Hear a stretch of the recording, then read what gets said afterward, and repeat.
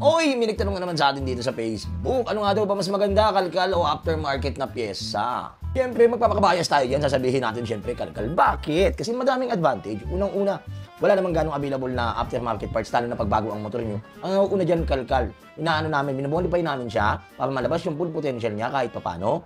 At para ma-improve din namin yung speed at acceleration ninyo, lalo na kung wala pang available na pyesa sa market. Pangalawa, bukod sa may degree na, yung binibenta nating kalkal or isinaswap natin na kalkal dito, ang maganda pa doon, pwede natin yan ibase, yung degree niya, dun sa gusto ninyo. Halimbawa, 13.8 yung degree natin. Pwede natin siyang ibaba ng 13.7, 13.6, hanggang 13.5 para at least masunod yung takbong gusto ninyo. Yun ang isang advantage ng kalkal o customized na pyesa, lalong-lalo na sa pulley. At pangatlo doon, makakasigurado tayo na matibay ang pyesa dahil galing stock. Alam naman natin, pag galing sa stock, subok na matibay, subok na matatag sa kahit na anong klase ng pagmamaneho, i-customize mo lang yan sa degree na gusto mo, okay na yan, good to go na yan.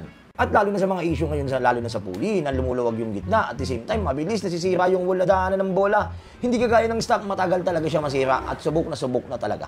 Yun, tatlo pa lang yun sa mga advantage ng custom pulley natin or yung kalkal pyesa or pulley natin. Kaya ano pang inaantay mo? Meron tayo dito na KR88 na customized na galing siyang stock na kinalkal lang natin. Kaya sa mga gustong umorder, punta lang kayo dito sa shop, tayo lang ang meron on. Iano ko na lang dyan yung link sa baba kung paano kayo makaka-order or something. Punta na lang kayo dito. Ilalagay ko din dyan yung lugar namin dito sa CMP Garage para makapag-avail kayo. Take note ha, pwede nating kalkalin ulit or i-redegree ulit yung pyesa ninyo kapag hindi nyo nagustuhan yung takbo. If ever, yun ang advantage niya. Bye-bye! CMP Garage, yeah! Sa CMP Garage, sigurado biyahe mo! Let's go!